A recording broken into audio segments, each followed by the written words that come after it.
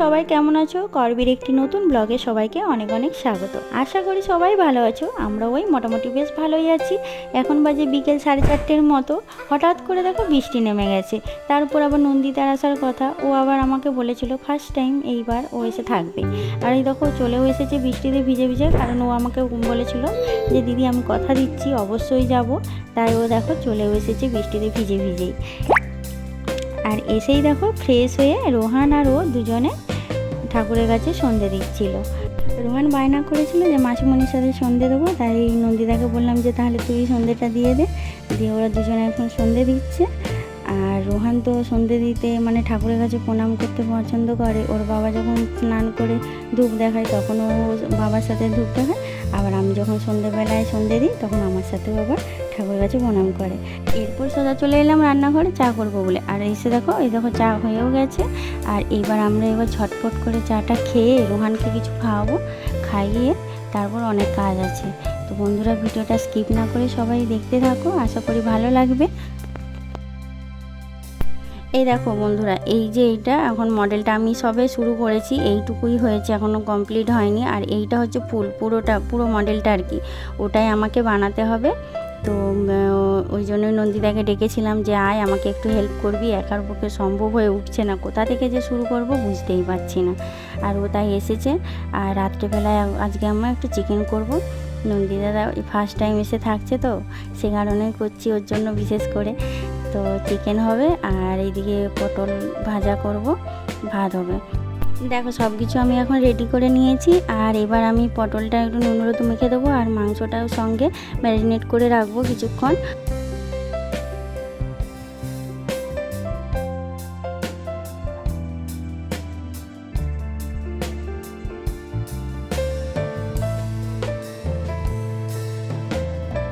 পটলটা ভাজতে দিয়ে দেখতে এলাম যে ওরা দুটিতে রুমের মধ্যে কি করছে। আর এদিকে ভাতও বসিয়ে দিয়েছি। আর দেখছি এসে দেখো দুটিতে কি যে করছে, খেলছে এখন দুজনে, লাফাচ্ছে ঝাপাচ্ছে আর জল খাচ্ছে। নন্দিতা আসাতে রোহান খুব খুশি হয়েছে। বাড়িতে আসলে আমাদের কেউ থাকে না, ওর খেলার সঙ্গী সাথীও নেই। আর কেউ বাড়িতে এলো ও খুব খুশি হয়, তার সাথে খেলতে পারে, যে পড়াশোনা তো ডগে তুলে দেয়। তো যাই হোক দেখো খেলছে, খেলুক, ছেলেটা আমার একা থাকে তো বাড়িতে, তাই আমিও কিছু বলি না কখনো। যাই হোক এইদিকে দেখো পটল ভাজা আমার হয়ে গেছে। এবারে মাংসের জন্য মশলাটা করবো। পেঁয়াজ গরম তেলে তুলে দিয়েছি। আর নন্দিতাকে বলছি যে যে কাজের জন্য এসেছি সেটা তো একটু করা যায়, তাই ওটা নিয়েই বসে পড়েছি। মাঝে মধ্যে একবার করে এসে মাংসটা নাড়াচাড়া করে দিচ্ছিলাম। আর এই দেখো মাংসটা প্রায় কষা কমপ্লিট হয়ে এসছে। মাংসটা আরেকটু ভালো করে কষিয়ে জল ঢালবো, জল ঢেলে একটু সেদ্ধ করতে দেবো। দিয়ে ওই টাইমটাতে কি করব, ওই টাইমটাতে একটু ওই মডেলের কাজটা করব। আর কেউ বাড়িতে এলে তো ধরো ওর সাথে আবার গল্পে মেতে গেলেই তো হয়ে গেল, কাজ সব মাথায় উঠে গেল। তো সেই কারণে ভাবলাম যে গল্প টল্প ছেড়ে আগে ওই কাজটা করে নিই, না হলে তো আবার সময় মতো জমা দিতে পারবো না। আর তাই জন্যই শুরু করলাম ধার দিয়ে ঘেরতে। আগে ওই ঘেরাটা কমপ্লিট করে নিই, তারপরে বাকি কাজগুলো হয়ে যাবে আস্তে আস্তে। আর দেখো আমরা একটু কিছুটা কাজ করে তারপরে রোহানকে খাইয়ে দিয়েছি, ওর ঘুম পেয়েছে তাই ও শুয়ে পড়েছে। আর এদিকে আমরা দুজনেও খেয়ে নিচ্ছিলাম ঝটপট করে, খেয়ে মনে হচ্ছে আজকে একটু রাত জেগে কাজ করতে হবে। নন্দিতাকে জিজ্ঞাসা করছিলাম যে মাংসটা কেমন রান্না হয়েছে, ও ওটাই আমাকে গাঁট গুনে বলছিল যে কেমন হয়েছে। ভাবা যায় গাঁট গুনে কেউ আবার বলে কেমন হয়েছে।